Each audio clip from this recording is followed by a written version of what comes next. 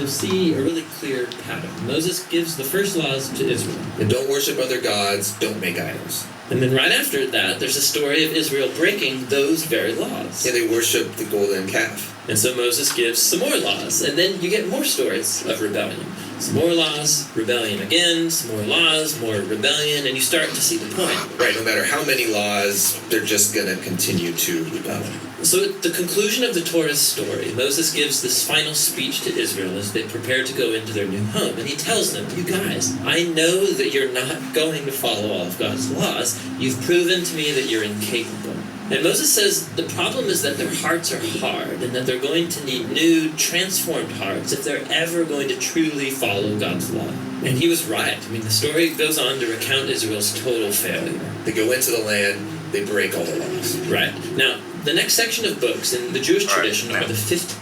Shalom, shalom, shalom, shalom, Yisrael, Ya'el, Yehonathan, we with you here, humbly so, on what they call the 10th of July, 2022. That was the Bible Project, entitled The Law. It's a nice. I like that ministry. It's a Christian ministry. If you want to support them, it's called the Bible Project. I just wanted to make a Christian point on these laws, because today's topic is continuation, all the way back from 2 months, about the beast, the desolation that lays waste, pure beauty, the desolation that lays waste, pure beauty. Because you're going to hear some stuff that I hope doesn't offend you. If it's truth, and I got the scriptures here, then let's do this, because the time is short. I want you to hear from a strong Christian background ministry about these laws. Now, it took me over a year to go through the entire 54 Torah portions with you.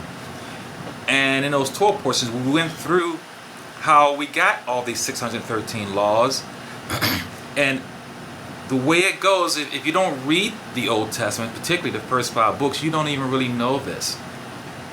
And that is, originally Yahweh came down from the mountain to marry us. And we even got these laws only because we didn't want to hear Yahweh's voice. We said, no, Moses, you talk to us. You just tell us what he said. So the marriage was put on a step, if you will. And we are betrothed to him right now. We still have not been married to Yahweh. We are betrothed to him. He had to legally put us away, because in a Hebrew marriage, even being betrothed is legal. So we had to get legally set aside, just like Yusuf was going to do to Miriam. But then he has taken us back. Now, so what we got was a top 10. We already broke that, like you just heard them say on the Bible Project, and then we got another list, and they kept on going until we got to 613. And now I'm in the process of having even early in it, that it really ended up being 666 once we got into the land. The more laws we get, the more laws we got, the more sinning we did. Each time with each set, it's a pattern right there in the books of Moshe. It's right there. So the point is that it's not about the law, it's about the heart.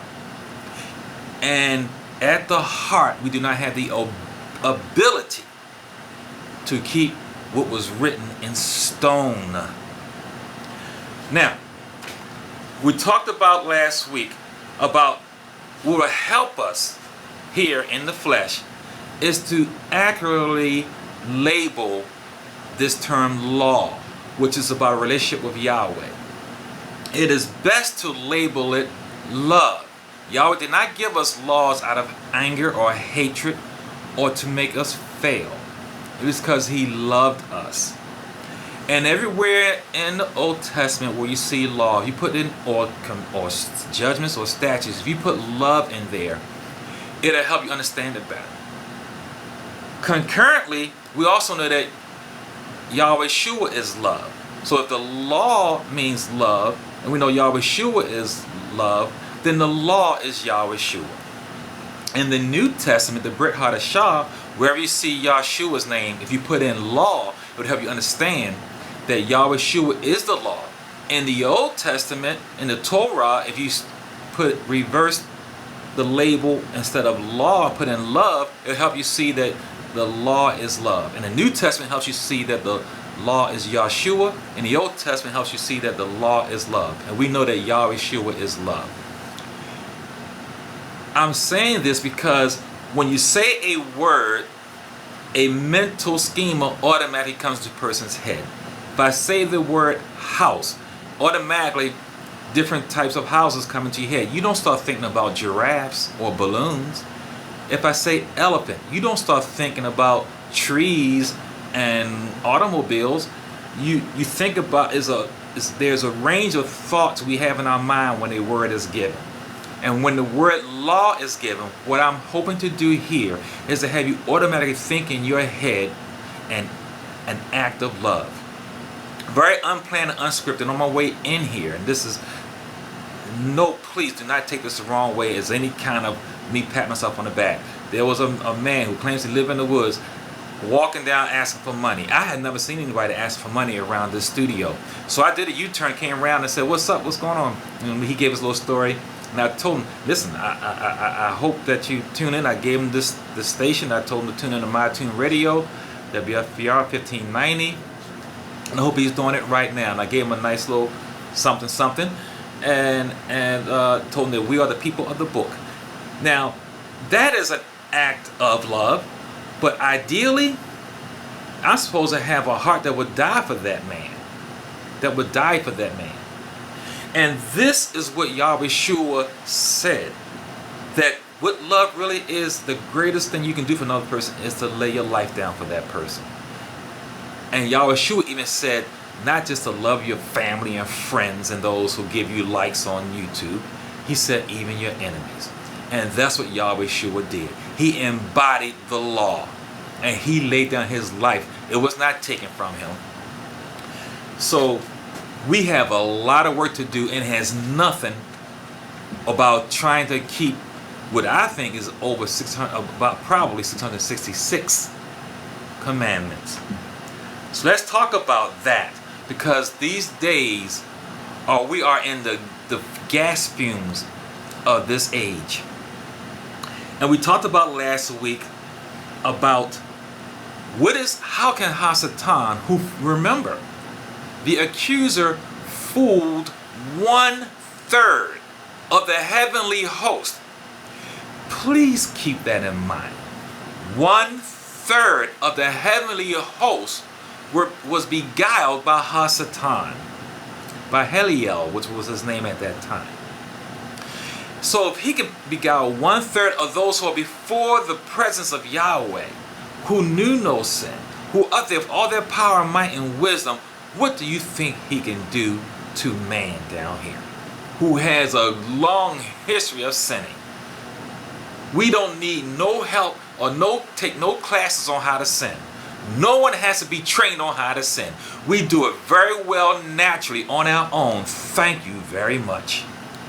And you think you are safe from being tricked here in these last days when it says the whole world will be beguiled? How is he going to do it? Are you going to try? I talked last week about how you don't bait a tiger with apples. You're not going to try to catch an elephant by serving him dead meat. But you can bait a tiger with a fresh raw steak. You can bait a bird with worms. Well, how are you going to bait a Hebrew? With the law. How are you going to bait your Jewish brothers? With the law. How are you going to bait the Torah movement people? With the law. How are you going to bait the Messianic movement? With the law. How are you going to bait the Jews with Jesus? Remember what we learned here on Yahweh for Christians. Yahweh Shua says the knowledge will increase in these last days. It actually is in Daniel 12. The knowledge will increase. And that meaning had nothing to do with technology. It had everything to do with the knowledge of Yahweh Shua increasing in these last days, which it truly exploded with computers and then the internet, and then even more so with your smartphones. So it's through that that the knowledge is increasing, and it is through the knowledge of Yahweh Shua. So it's through that now everybody is waking up. And like I said, this ministry is called Yahweh for Christians. It now really can be renamed Yahweh for Hebrews, because no one is going to be fooled on a worldwide basis over Allah or Jesus or Jehovah, because everyone knows that that the Bible, that the Middle East, all eyes is on the Middle East. Everybody knows it's a Hebrew information for the whole world. The whole world knows that. It's all about Hebrew origin. Everyone knows that. So the bait for the world is going to be the Torah. That's going to be the bait that's going to bring in everybody out there now who's waking up and wearing seats.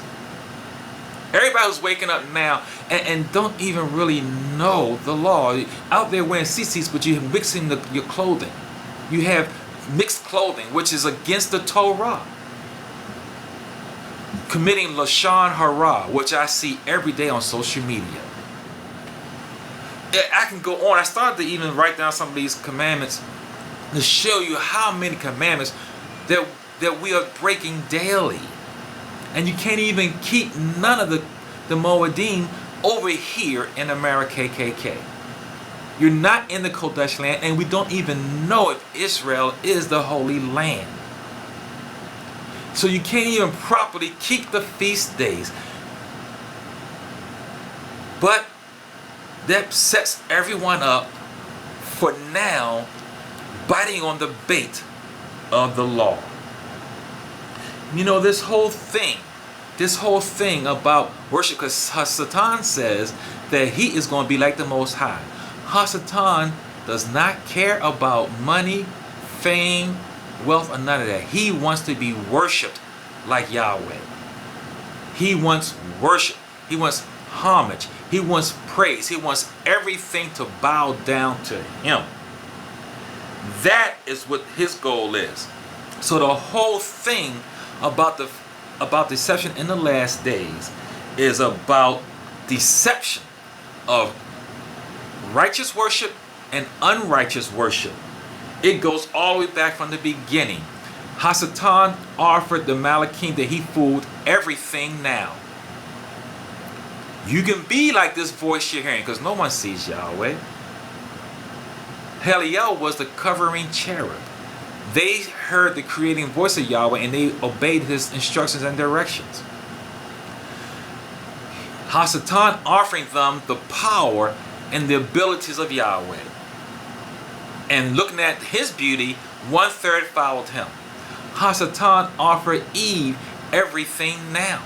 You can be like Yahweh. Satan told Cain, you can worship your way. You can do it your way and justify yourself. Satan told Saul, King Saul, hey, you don't have to wait for Shemuel. You can worship your way and justify yourself. This whole thing has always been about right worship and wrong worship. And that's what's going to happen in the last days of deception. It's all about worship, praise, and homage. And it's all going to be about the Torah. The face of the covering over the whole earth. Let's begin with Philippians 2:5. And I want to put it out there. I don't know if I'm going to get any responses, but I do. It will be very helpful for me, by the way, if I had someone who can read these scriptures for me while I do what I do. It is very difficult doing what I'm doing here. And I'm oftentimes, more often than I would like, making errors and mistakes and reading. It's a whole lot to do here. This is not an easy task, believe it or not, especially when you have all these scriptures I got to go through. But pray for me, and hey, I'm willing to take anyone who's able to come here every Sunday, 1 to 2, or whenever, and read as I direct here. Philippians, male or female, doesn't matter. We all can read this word. Philippians 2:5-11. And it reads,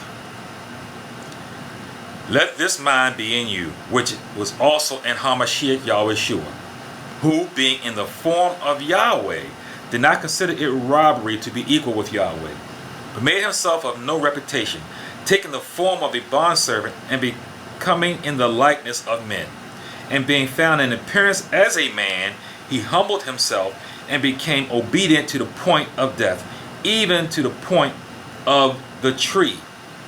Therefore, Yahweh has highly exalted him and given him the name which is above every name, that at the name of Yahweh Shua, every knee should bow, and of those in heaven, and of those on the earth, and of those under the earth, that every tongue should confess that Yahweh Shua HaMashiach is the sovereign, to the glory of Yahweh the Father. You see that Yahweh only offered, the Malachim in heaven didn't have no option. You follow Yahweh or there's no way. It's Yahweh. Adam and Mother Hawa only had one option, Yahweh. Cain and Abel was only one way of worshiping, one way of sacrificing. Same thing with King Saul, same thing with you and me. The tree of Tobah or the tree of life.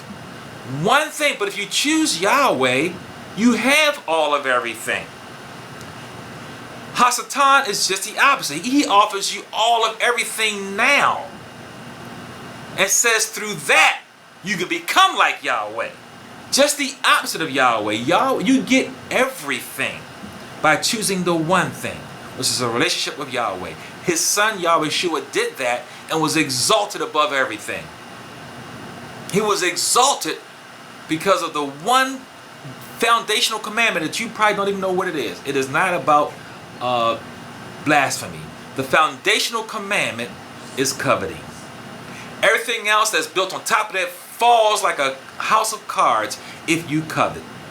Because if the Malachim did not covet what Hasatan was offering, they would still be up in Hashemayim right now. If Mother Hawa did not covet what Hasatan was offering, we would be proliferating in Shangri-La in the Garden of Eden right now. If you do not covet, you will be perfected in Yahweh. You will have all of everything. You receive what Yahweh gave you, and you are to be fruitful and multiply in what He gave you specifically for you. And this is this is what Hasatan dangles out as the bait to bring people to deception. He's going to put out the Torah bait, having you covet the perfection through your own self-righteousness of Cain. Your own self-righteousness of King Saul. Your own righteousness by the way you think you can do it. And you cannot do it. Now, the key to this, and my ears have not heard anyone else say this, but I gave you at least 8 to 10 scriptures on this. The key to this is you have blood pumping in your body. The blood is coveting. You were not created with blood. As a matter of fact, after the resurrection, Yahweh Shua, and he told doubting Thomas and the rest of them, hey, look, touch and handle me. Does a spirit have flesh and bones as I have? He didn't say anything about blood. When he resurrected without blood. When he lived as a man, as we read here in Philippians chapter 2, he had blood because he had to be tempted just like we are, but without sin. The blood is coveting. We receive that in the Garden of Eden in the forbidden fruit. That's how you got it. Hasatan offers you everything right now to be like Yah. Yahweh offers you one thing. And in that one thing, you have everything just like Yah. It's just the opposite. It's just the opposite. Yahweh help me. Yahweh help me to get this through. I hope you're getting what I'm laying down right here. Yisrael. Now, another thing we talked about in this last, I guess, almost 2 months, when we read in Daniel Revelations, you hear all these talks about beast this and beast that and horns. The whole reality of the situation of deception has nothing to do with the ugliness of beast. This term beast that Daniel and Yachanan are talking about is a condition of the Ruach, the spirit. On the surface, all these politicians and all these leaders, by the way, all Hebrew, because this whole deception is about Yahweh's people. It has nothing to do with the world. All this discussion in Daniel, and Revelations is all Yisrael. All of it. And the beastliness, the ugliness, the horns are beautiful men and women. Beautiful leaders, smart and smiling, teeth gleaming, looking bright and sharp and fit, and giving you a good law. All sans love. Yahweh is love. Because the beast cannot profess Yahweh. He can't do it. All he can do is give you the physical manifestations of the law. He cannot give you the love of it. He cannot give you the genesis of it, the purpose of the law. Was the love that Yahweh extended to us. And because we can't do it, he had already planned with a mighty hand and outstretched arm to reconcile us through his son. Daniel 12:4. Yahweh, please help me. Help this ministry to get this through to your children, because they are ripe and set up for the deception via the love of your word. Via the love. Now, like I said, I really could use someone to help here. Now, Daniel 12:4, and it reads, "But you, Daniel, shut up the words and seal the book until the time of the end. Many will run to and fro, and knowledge will increase." So that's why I just wanted to tell you again, this is about the knowledge increasing. It's not about technology, because you know that when they were behind a donkey tilling the ground, they didn't think that forever they'll be using a donkey to plant seeds. They did not think that in order to travel, they're going to have to keep carrying a whole bunch of things on animals. We know there's always been a time where technology will increase. It's been about the knowledge of Yahweh. Luke 11:52. Luke 11:52. And it reads, this is Yahweh Shua talking. "Woe to you, lawyers, for you have taken away the key of knowledge. You did not enter in yourselves, and those who were entering in you hindered." Who did this? Lawyers, and their legalese and their leavening of the law, which already was weighty. And they did this without the love of Yahweh Shua. This is Yahweh Shua saying, woe to them, because they did not know the weighty matters of the law. We know what the weighty matters of the law is. Law says don't murder. But Yahweh Shua says don't even use your tongue to slander, and that is murder. That's the weightier matters of the law. Using your tongue for righteousness instead of murder. He says do not commit adultery. That's what the law says. Yahweh Shua says no, more weightier than that. Do not even harness in your mind and your heart lusting on another woman. That is adultery. See? So Yahweh Shua is going through the physical ramifications of the law. He goes right to the heart of the matter. The heart that pumps blood. Isaiah 6:9. Isaiah 6:9. But see, the lawyers, the Sadducees and Pharisees, they don't go there. They just want to see you physically follow the law of how to wash hands and how to keep the Sabbath. I grew up in a Jewish neighborhood, and I'm riding my little purple bike that I got from my aunt. I was called off many times on Friday nights going to these Jewish homes and turn off their stove and turn off their lights, do this back and forth, because they trusted me. I'm a little boy, 10, 12 years old, riding my bike, and I'm going into these houses, turning off stoves and turning off ovens and lights and things. Luke 11:50. What did I say? Isaiah 6:9. Isaiah 6:9, and it reads, "And he said, go and tell this people, keep on hearing, but do not understand. Keep on seeing, but do not perceive." Now, this is what Isaiah was told, and other prophets have been told this same thing. What does it mean? I know you have been confused about this over the years. All of the law and the prophets espouse the law. Throughout the entire Torah, it preaches the law. And all the prophets came about because Israel violated the law. Remember in the opening segment from the Bible Project that you heard about how after each rebellion of Israel in the wilderness, we got a whole other slate of laws. We rebelled again. Then we got a whole other slate of laws. And it continued on until we got up to 613. And I suggest right now, not ready to say this officially yet, that end up getting to 666 commandments once we got into the promised land. And so what we have now is we continue to break laws. The more laws we got, the more we broke. That Yahweh gave us prophets rising up early to speak to us about our adultery, about our idolatry, about our fornication, about all of us breaking what?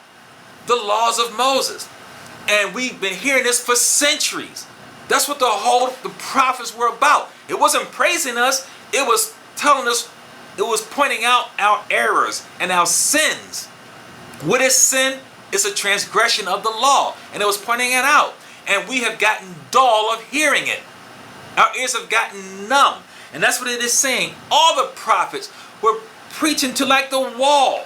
Speaking to the wall that was numb to hearing how they keep breaking the law. One bad king after another. One bad king after another. Dull. And now we have been inoculated that, hey, whoa. Now we over here in America speaking English. We got to keep this law. So we've gone from one extreme to the other. Where I see on social media where men talking about leaving their wives because they just woke up yesterday. And they want their wife to go ahead and follow 613 commandments that they never followed in their entire marriage. And then they're going to go ahead and leave their wife. Sinful and unbiblical. Untorah.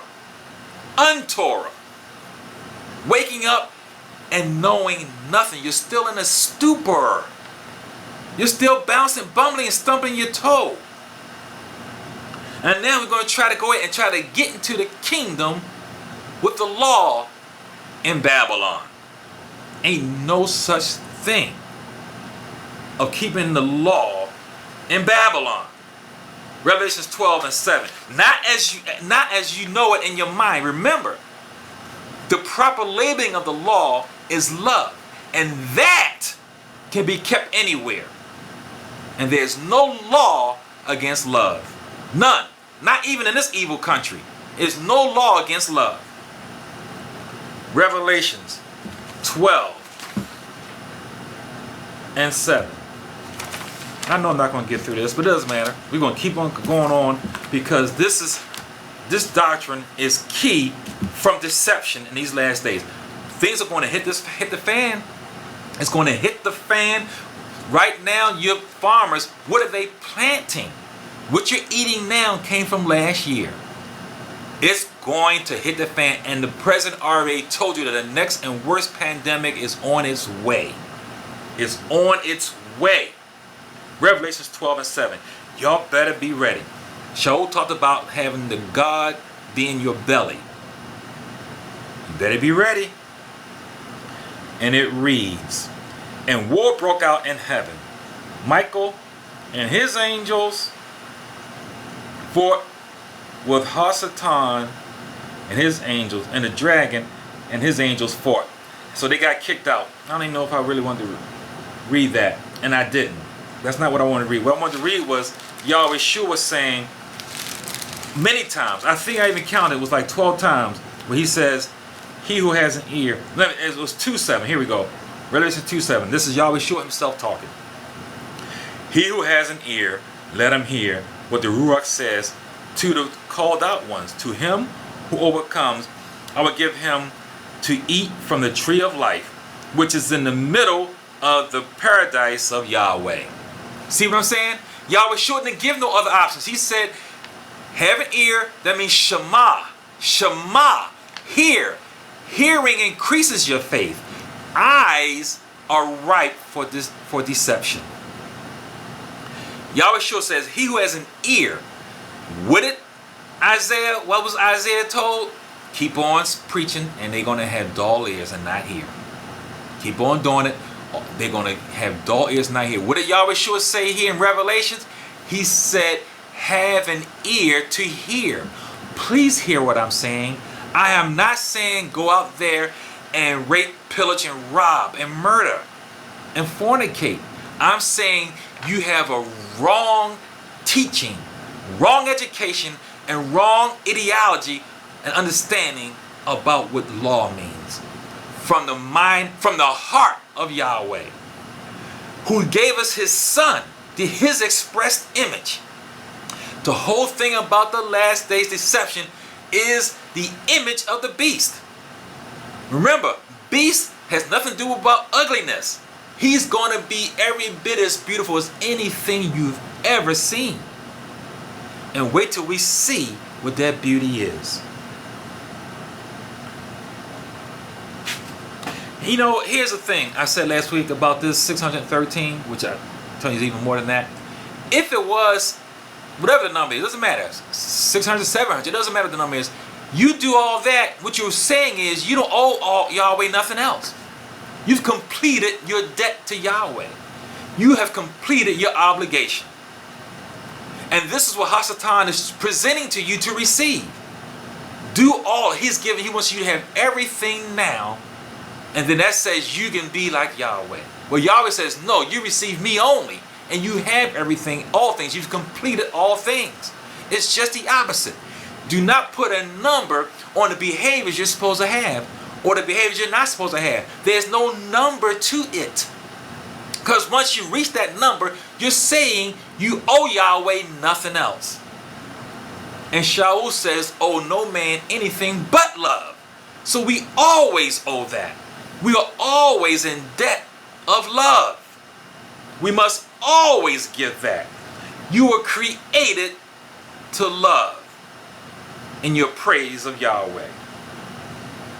You know, we talked about how the fake anti-Messiah, one of the key scriptures I use is Micah 5:5.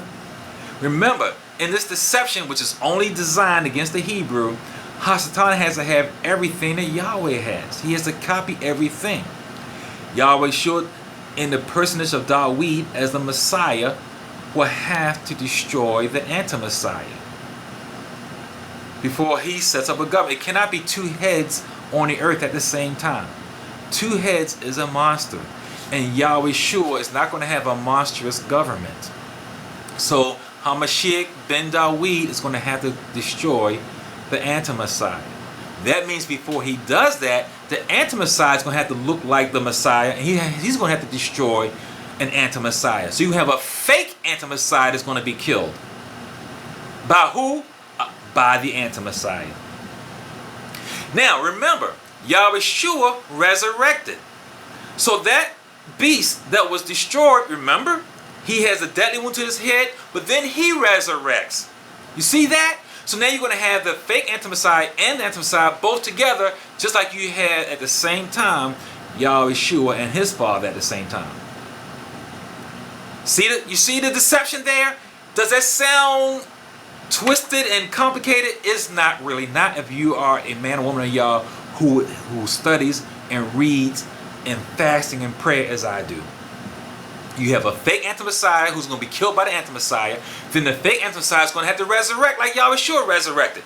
And they both are together giving homage to the dragon, Hasatan. Is that simple? It's more simple than you realize if you love truth and hate lies.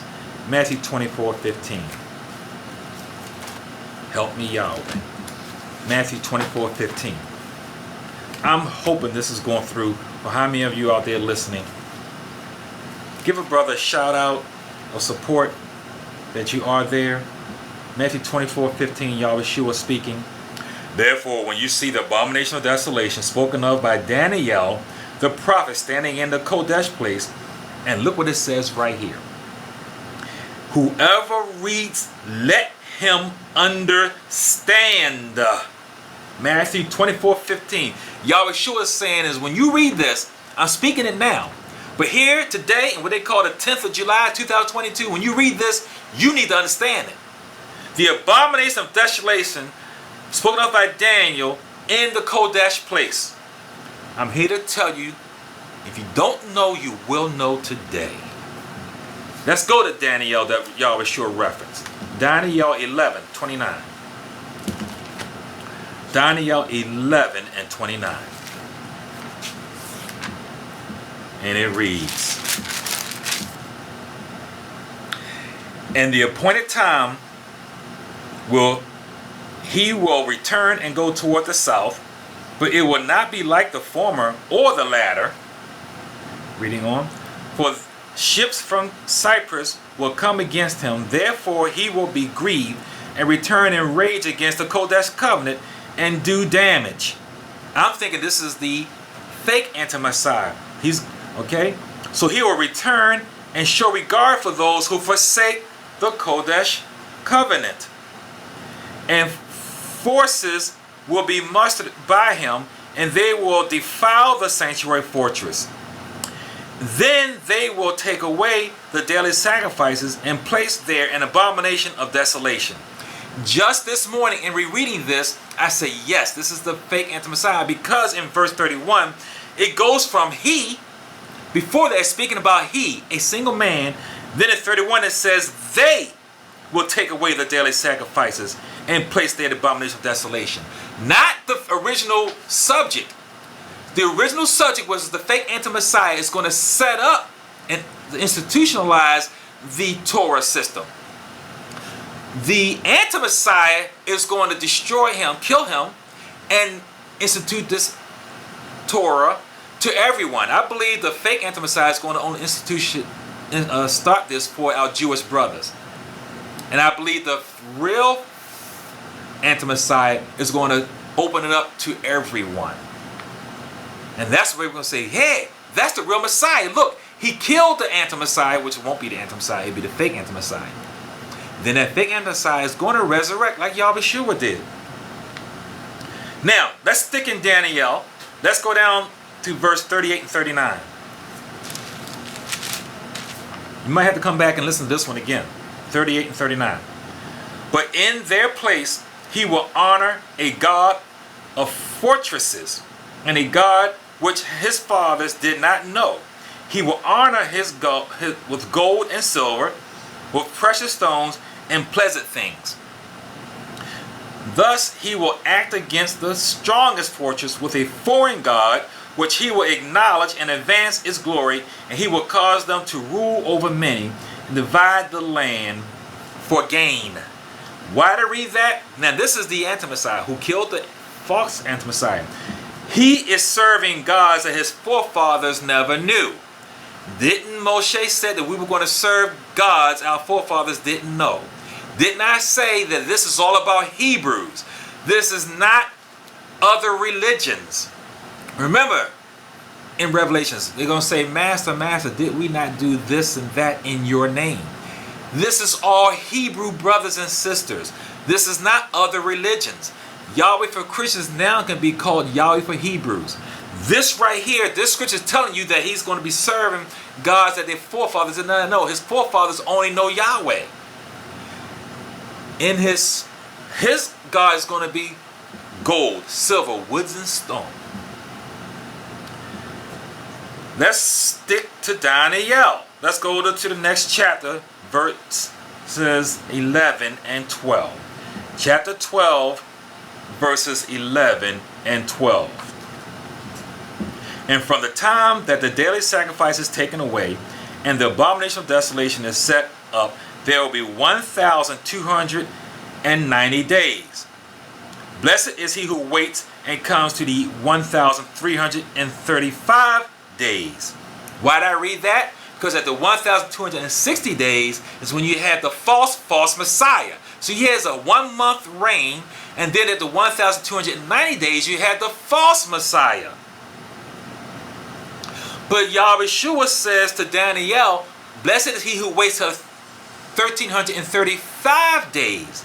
That's when the real Mashiach ben Dawid, is going to enter the scene. That's why you had the 3 different dates, 1260, 1290, and 1335. The false Messiah, the false Messiah, and the real Messiah. Bless Yahweh for this revelation. Bless Yahweh. Now, I have too many scriptures to read, So I'm just going to go ahead and mention these. Talking about, because now I'm just going to go ahead and talk about this abomination of desolation that Yahweh Shua talks about in Matthew 24:15. And he said that when you read this 2,000 plus years later, understand it. That is his command from his mouth. Yehonatan Dawid, I suggest, understands it. That's my humble suggestion. The abomination of desolation is the 10 commandments. The stone 10 commandments. Not the Ruach, not the love, not that. Because there is no law against love in no country. There is no law against love. But the abomination of desolation is the 10 commandments. Now, do I have any scripture to back that up? Well, yes. Because if I don't, it doesn't matter. Because opinions don't matter. 1 Samuel 5, 6 through 12. See what desolated Ashdod, Gath, and Ekron. Go ahead and look it up and see what killed them. Go to 1 Samuel 4, 3 to 10 and see what they used for a weapon against the Philistines. Yahweh Shua says, and it failed though, because of the effectiveness of the Ark of the Covenant. Our forefathers believed that it was an actual weapon that they could use to kill others no matter where their heart was. So they took the Ark of the Covenant and put it out before them to overcome the Philistines. And it didn't work. It didn't work. Because they know that Yahweh says, I live between the cherubim. So they figured they put Yahweh out there and let Yahweh work for them. It doesn't go that way. Yahweh does not work for us.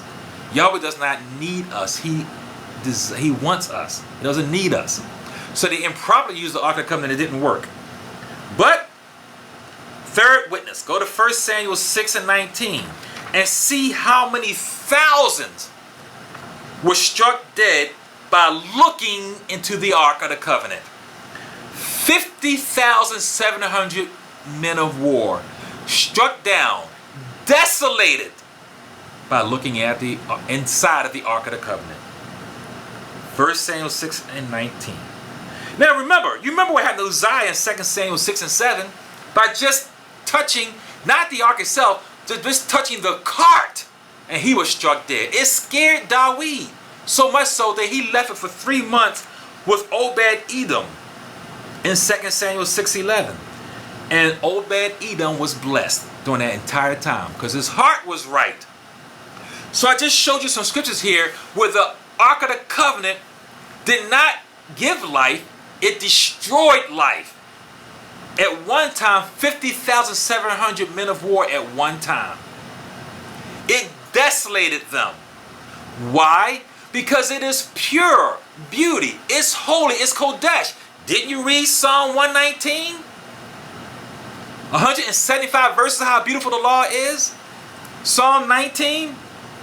The law is beautiful, upright, and just. There's nothing wrong with the law. What is wrong is with the receivers of the law's heart. You cannot use your eyeballs and look at the face of Yahweh. That is the law. If you look at Yahweh, you will disintegrate. You will disintegrate. That's why no one has seen the face of Yahweh, including Moshe. Panil wa panail does not mean looking at them eyeball to eyeball. That means he didn't have no intermediary between him and Yahweh. He spoke to Yahweh like a friend, and Yahweh spoke to him like a friend. But he was not sitting down looking at him like two men looking at each other at the table over drinks.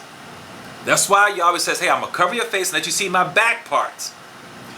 When you look directly at that law, with your sinful history, your sinful nature, you will be disintegrated. Because it is pure beauty. This is why Yahweh gave us what? The mercy seat. Yahweh had Moshe put a lid over the Ark of the Covenant, and he says, I sit there between the cherubim. Yahweh Shua sits on the mercy seat. It's called mercy. Why is it called mercy? Because if you look in it, you will be judged. And no one can stand the judgment of Yahweh. So you have to receive Yahweh Shua, who sits on the mercy seat. Oh, are you hearing what I'm putting down? You have one choice for eternal life. Just like in the Garden of Eden. Accept Yahweh Shua for eternal life. If not, then fine. He can get up, lift up that lid, and you take the judgment of the law. If you don't want to accept Yahweh's bared arm, that's Yahweh Shua when he says mighty hand and he bears his arm. You don't want to accept his son, then you just go straight to the law. Yahweh Shua is your filter. His works were perfected in that law. So you put him on, he is your righteousness. So when you come before Yahweh, he don't see you. He don't see me. He sees his own son, in whom he is well pleased. Shema him. He sees his son, not us, because we are sinful. You cannot look at that law. It is the abomination of desolation. And it's in the scriptures. But you have not been taught that. Because you see it as all beauty, beauty, and it is beauty, beauty. So you cannot approach it. What you need to do is accept Yahweh Shua. That is your ticket. Remember he told Abraham, your ticket is in the thicket. So he didn't have to slay his son. His ticket was in the thicket. And there was the ram caught in there and he slayed that. Please accept the ram, the lamb of Yahweh. Please. The law of love, the law of liberty. Jeremiah 3, 14 to 18. Jeremiah 3, 14 to 18. Jeremiah 3, 14. Return, O backsliding children, says Yahweh, because I am married to you. I will take you one from a city and two from a family. And I will bring you to Zion, and I will give you shepherds according to my heart, who will feed you with knowledge and understanding. Then it will come to pass, when you are multiplied and increase in the land in those days, the last days, says Yahweh, that they will say no more, the ark of the covenant of Yahweh. It will not come to mind, nor will they remember it, nor will they visit it, nor will it be made any more. Did you get that? Here's Yehonathan Dawid. I suggest to you. He says Yahweh's going to send you teachers after his own heart. My name Yehonathan means gift of Yahweh. That's what my name means. And Dawid, which is my middle name, means beloved by Yah. I'm a gift of Yahweh who's beloved by Yahweh. That's the name my grandmother gave me. And I was given that name for a reason. And it says right here, Yahweh's going to send teachers after his own heart. Dawid was a man after Yahweh's own heart. And it says right here, not my words, that in these last days, when we get into that kingdom, the final land, during this 1,000 year period, that no one is going to be talking about the Ark of the Covenant. It's not even going to come to our minds. Because why? Because Ezekiel 36 says he's going to put it in our hearts. This is why Jeremiah says it's not going to be on your mind. You're not even going to talk about it. It's right here. Because it's going to be in your heart. Just like when you drove your car today, you did not break out your driver's manual. You was reading that before you drove. It's in your heart how to drive. You might break the law, but you know how to drive. And you're going to know how to keep this law of love and liberty. Why? Because you got men, and you're going to have women too, like me, teaching you the proper application of this law. It's the law of love. It's the law of liberty. Please read Jeremiah 3, 14 to 18 again on your own. Let's go back to Daniel 11 and 33. Daniel 11 and 33. And it reads, and some of those who are of understanding will fall to refine them, purify them, and make them white until the time of the end, because it is still for the appointed time. Now, it talks, it's really, I should have read more than that. That's 30, no, okay. I told you I need help. I need help. And those are the people who understand will instruct many. Yet for many days they will fall by the sword and flame, by captivity and plundering. Those are people such as myself who understand this are going to be instructing many, it says. And I'm not instructing many with 42 followers, but it's saying here that they're going to instruct many, and then they're going to be, many of us are going to be fallen, persecuted, and die. That's the way it is. But Yahweh is going to send us teachers in these last days to understand the ruach of his love, to teach the spirit of it in spirit and in truth. John 15, 9 through 14. John 15, 9 through 14. John 15. I told you I really do need some help here.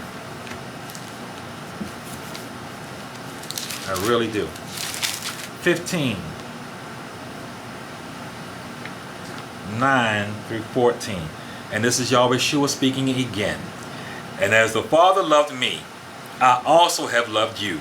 Abide in my love. Live in my love. If you keep my commandments, you will abide in my love, my commandments. Just as I have kept my Father's commandments and abide in his love. These things I have spoken to you, that my joy may remain in you, and that your joy may be full.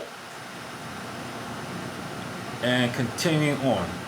And this is my commandment, that you love one another as I have loved you. Greater love has no one than this, than to lay down one's life for his friends. From the mouth of the original source, from the mouth of the one who created your tongue, Yahweh Shua says that his commandment is love. The way his Father loves him, the way he loves you, he wants you to love him. He says to live in his love. He did not commence to giving a list of Moshe commandments. He did not do it. Mark 13, 14. Yahweh Shua talks about the abomination of desolation. I'm not going to go there because I'm telling you now, it's the law. Because the mercy seat, which covers the law, is what Yahweh Shua sits on. Let's say right now, will you go towards that mercy seat and receive Yahweh Shua? You're going to say, no, please, can you just get up and open that lid for me so I can look in there? I want what's in the lid. You going to take Yahweh Shua, or you going to take what's in the box? Which one do you want? I suggest you take Yahweh Shua, because you cannot look in the face of Yahweh. Yahweh cannot save you. Yahweh is for judgment. That's why he gave you his son for mercy, for salvation. Yahweh is judgment. His son is mercy. I suggest you take that. Zechariah 14, 12, and 13. So there's no outro. It's just going to be me. Zechariah 14.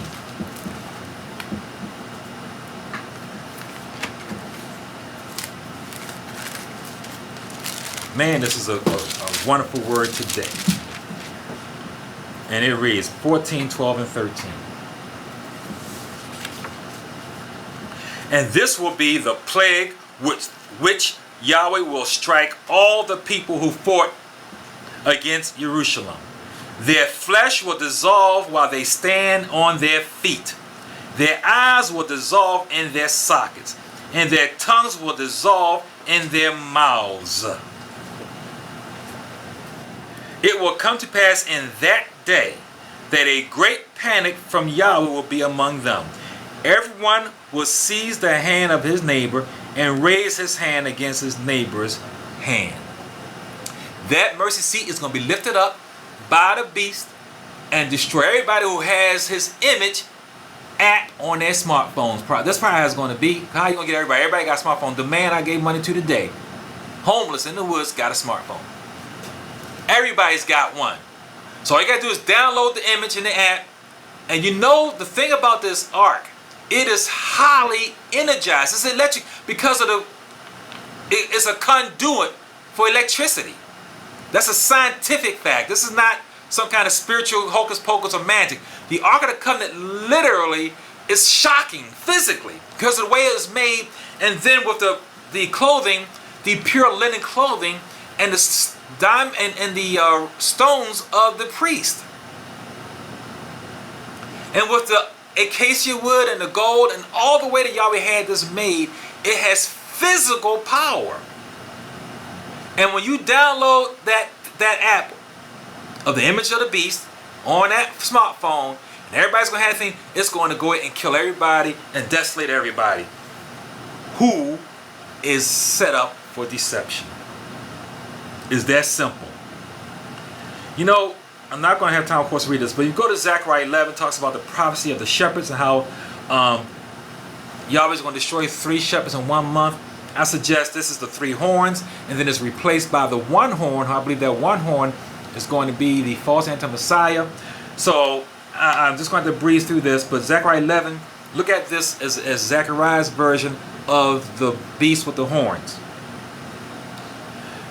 Now, Matthew 11, 25 through 30. Matthew 11, 25 through 30. I could have got more done if I wasn't reading some of the wrong scriptures here. So, Matthew 11, 25 through 30. Yahweh talking again. But Yahweh knew their thoughts and said to them, every kingdom divided against itself. Let me make sure I'm reading the right thing. 11:25. Nope. Yahweh talking. I thank you, Father, Yahweh of heaven and earth, that you have hidden these things from the wise and prudent and have revealed them to babes.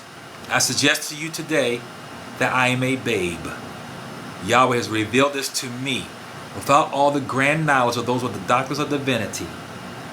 A babe who just dropped this wisdom on you about the law. Verse 26. Yahweh speaking. Even so, Father, because it is so fitting, seeming good in your sight, all things have been delivered to me by my Father.